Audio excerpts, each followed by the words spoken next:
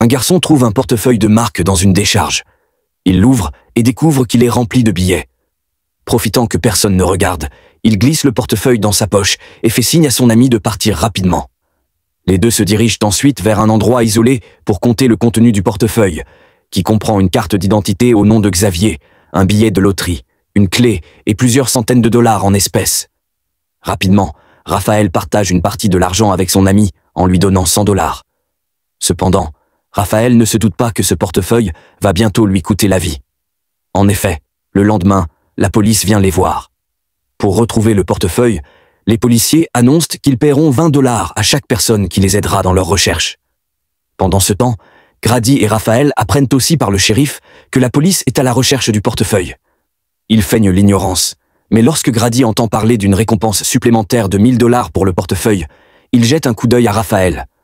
Ce dernier, indifférent, ne révèle pas l'affaire jusqu'au soir où Grady propose de remettre le portefeuille à la police pour obtenir immédiatement la somme. À sa grande surprise, Raphaël refuse catégoriquement.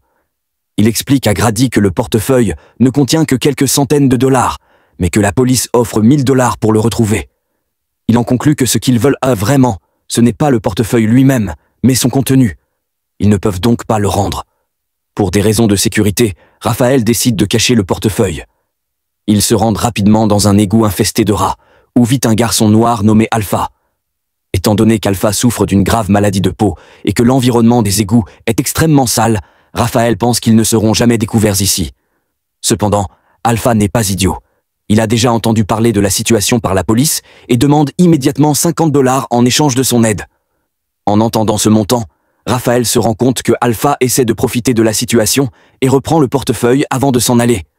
Mais Alpha lui dit alors qu'il sait où aller avec cette clé. Après avoir conclu un accord, les trois montent dans un train en direction de la ville. Sous la direction d'Alpha, ils arrivent rapidement devant un casier correspondant à la clé. Cependant, avec autant de policiers en patrouille, ouvrir le casier devient un défi. Alpha propose que Grady se précipite dans la foule pour attirer l'attention des policiers, pendant que lui et Raphaël ouvrent le casier. Plus tard, lors du trajet de retour en train, Grady n'hésite pas à sortir par une grille et vole le sac d'un passant, attirant ainsi l'attention des policiers qui se mettent à sa poursuite.